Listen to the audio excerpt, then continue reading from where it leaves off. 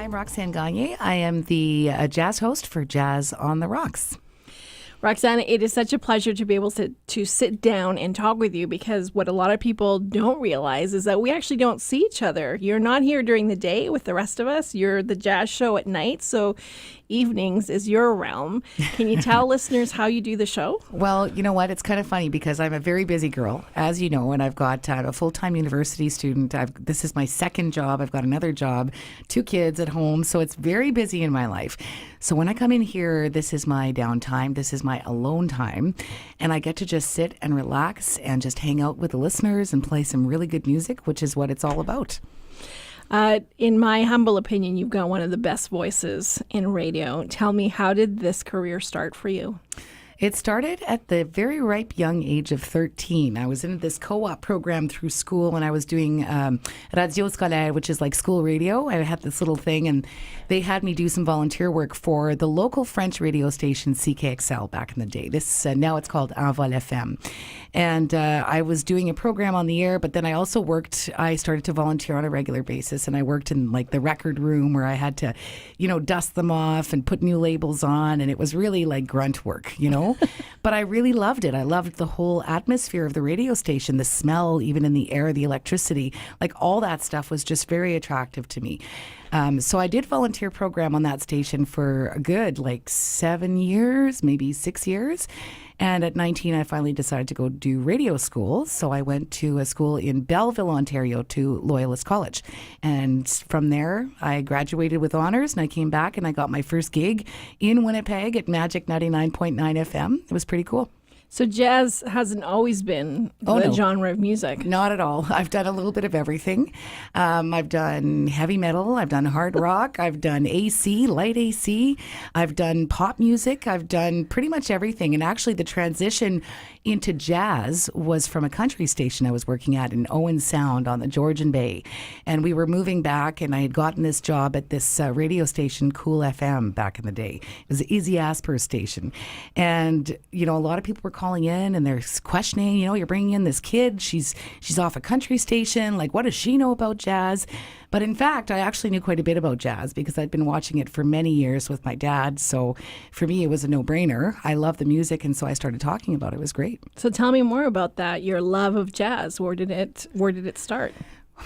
Well, I've always loved music. I love all genres, so there's nothing that really holds me back. For me, I go to Folk Fest, and I can go to Jazz Festival, and I go everywhere.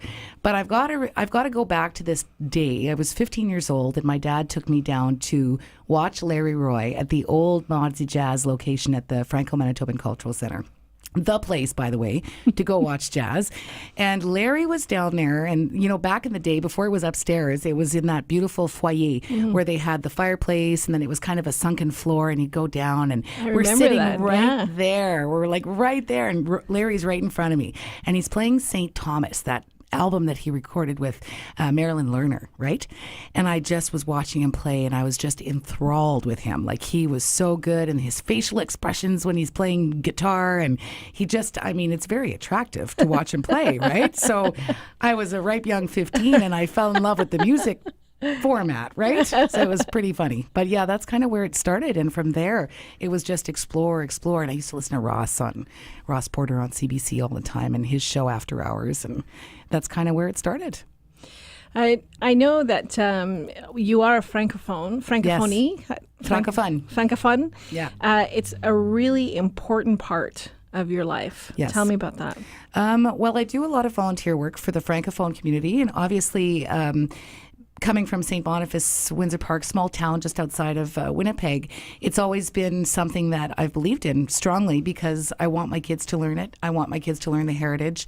And for me, a lot of my best memories come from when I was a kid growing up doing our traditions as a French family. So now I've started to really feel that at my age, I'm 42 and my kids are older, so I have time to do a bit more volunteer work in the community. So I'm now the president of the French Cultural Committee in my small town, which is run by another organization that gives us money every year to do programs, and I'm the president of their administrative council. So I'm pretty deeply enmeshed right now. Sometimes I wonder if I'm crazy, I take on too much, but for me, it's something that I hold very dear to my heart. Little known fact about Roxane, she can't say no. No, I'm a yes girl, which is unfortunate. I wish I wasn't.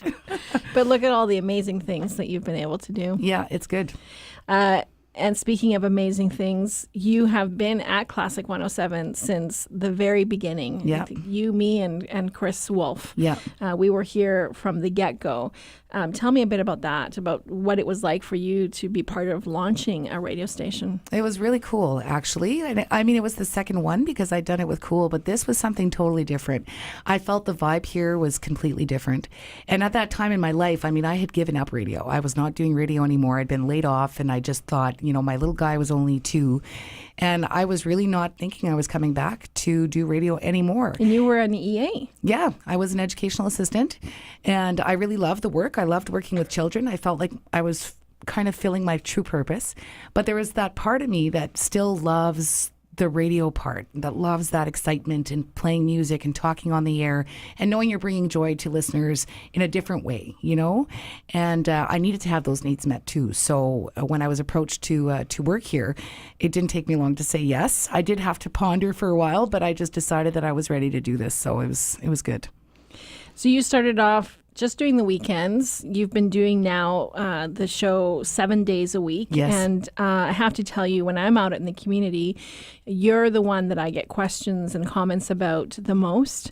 And it's because people just love you, your voice, your personality, the music. And what I have found really interesting and wonderful is that Jazz on the Rocks has become part of their routine, their nightly routine. It's the show that they mellow out to, they end the day to, and for many people, they fall asleep to, which I find a real compliment because you have this knack of being the kind of on-air personality that it feels like you're just talking to me. Yeah. How do you do it? Well, I think that a lot of it is, for me, this is my escape, right? So I come in here, and sometimes I imagine that there's nobody else out there and it's just me in one room and I'm just playing music that I love.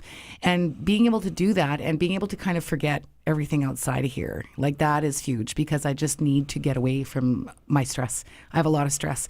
So to be able to come in here and just play the music and talk about the music, that is something that I love. And so maybe that's it. It's maybe just that sense of comfort and home and the feeling that I'm really just, it's very intimate, right? It's intimate for me, so. Well, you can hear it when you're on the air. That's good. So as we celebrate 5 years on the air, what would you like to see happen with Jazz on the Rocks as we move forward? Well, I think as we move forward, I think there's a little bit of a disconnect going on with our jazz community, our local jazz community. We have a fabulous jazz community in Winnipeg. And I really feel that the show, Jazz on the Rocks, needs to be able to bring about more of that onto the program, meaning that it would be great to have communication and more consistent communication with the jazz artists in our community so that we can promote their shows. We can get out there and maybe visit or maybe get a sponsorship where we're sponsoring a certain show at a certain restaurant on a certain night just to get people out and to enjoy the jazz music in our community.